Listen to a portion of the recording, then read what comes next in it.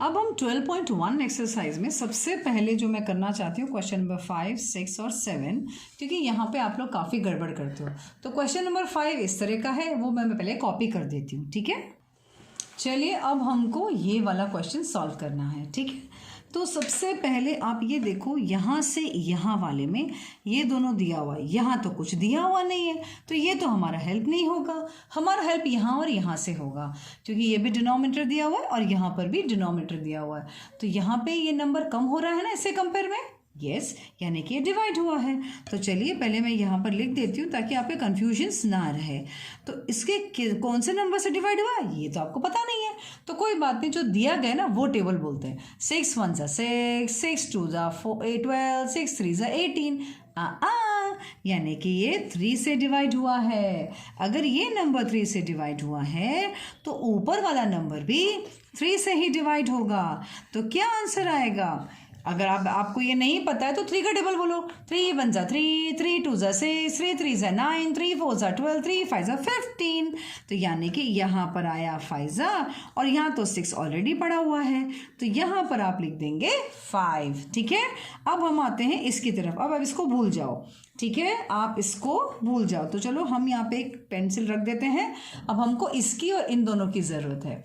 यहाँ पे नंबर बढ़ रहा है, देखो ये नंबर बढ़ रहा है और ये नंबर ऑफ कोर्स बढ़ना चाहिए।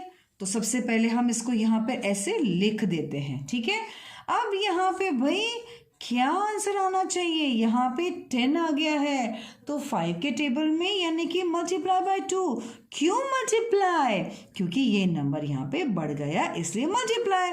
और 2 ही क्यों? क्योंकि 5 1 ज़ा 5, 5 2 ज़ा 10, इसलिए हमने मल्टीप्लाई बाय 2 लिखा है। तो यहाँ पर भी हम मल्टीप्लाई बाय 2 करेंगे। क्यों? जो नंबर से ऊपर मल्टीप्लाई हुआ है उसी नंबर से नीचे भी मल्टीप्लाई होगा। तो ये हो गया 6 2 ज़ा 12, तो 10/12। तो यहाँ पर जो आंसर आएगा दैट इज 12। अब आते हैं इस नंबर पे। आप अब इसको, इन दोनों को भूल जाइए, अब इसको और इसको ध्यान रखिए। या फिर हम एक काम कर सकते हैं, इसका और इसका कोई मेल नहीं है एक्चुअली, 12 और 30 का कोई मेल नहीं है, तो हम इसको भूल जाते हैं। चलो इसको भूल जाते हैं फिलहाल के लिए। अब इसका और इसका मेल है। 6 का टेबल 30 में, 6 का टेबल में 30 आता है ना कि नहीं आता है? आता है ना। तो मिस आपने ये नंबर क्यों नहीं लिया? एक्चुअली अगर मैं ये नंबर यहाँ पे लेती ना बेटा, तो 12 के टेबल में 30 नहीं आता है। 12 1 ज़ा 12 होता है, 12 2 ज़ा 24, 12 3 36, तो ये आता ही नहीं है। इसलिए मैं इसको भूल गई मैं, और मैंने इन दोनों का सहारा लिया। क्यों?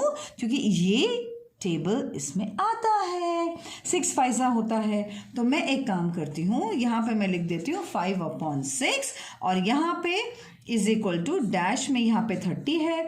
तो यानी कि क्या हुआ है? ये मल्टीप्लाई बाय 5 हुआ है, क्योंकि यहाँ 6 था और यहाँ पे अभी ये 30 हो गया है।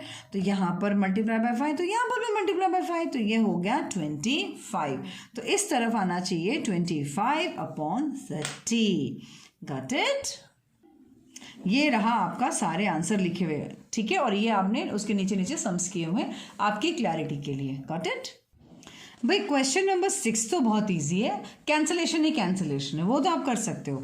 लेकिन क्वेश्चन नंबर 7 में ना सब में कन्वर्ट करना पड़ेगा, इससे मैं आपको करके दिखा रही हूँ। सबसे पहला जो क्वेश्चन यहाँ पे लिखा हुआ है, अगर आप देखो तो यहाँ पे लिखा है find the ratio of the following. यहाँ 30 मिनट्स है और यहाँ पे आवर्स है।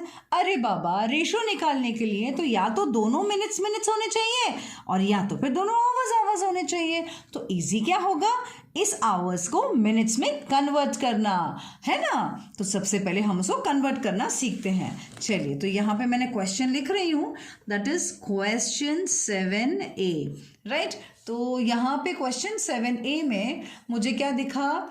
यहाँ पे मुझे दिखा एक तो 55 पैसा दिखा है। Oh I am sorry, it's 30 minutes, 30 minutes दिखा है, और इस टू 1.5 आवर्स दिखा है। तो मुझे इसको कन्वर्ट करना है, तो मैं क्या करूँगी?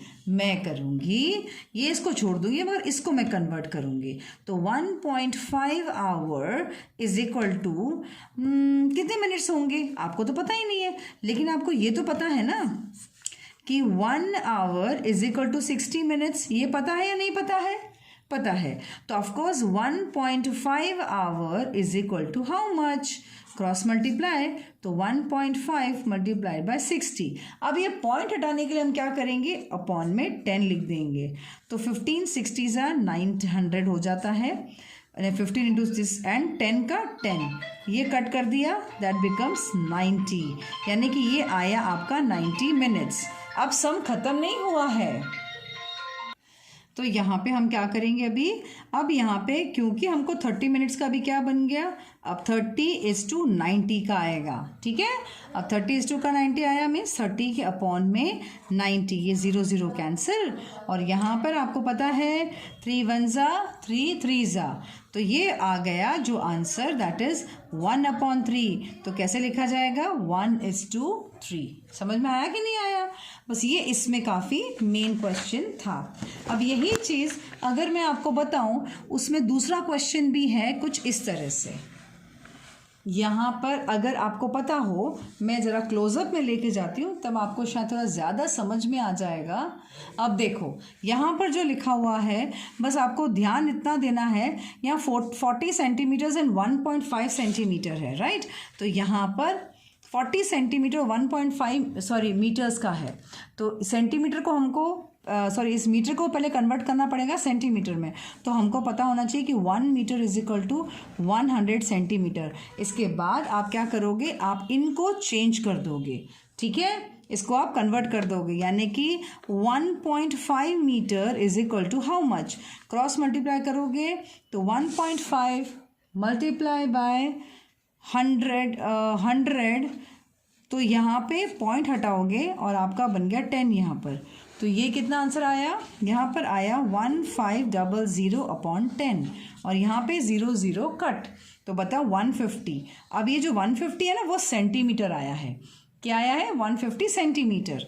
तो यहाँ पर आप जब सम करोगे ना, तो 40 सेंटीमीटर अपॉन 150 है ना, तो आप लिखोगे 40 सेंटीमीटर इज टू 150 सेंटीमीटर, यानी कि आप करोगे 40/150, 0 0 कट, तो आंसर आया 4/15, यानी कि in short 4:15 will be the answer.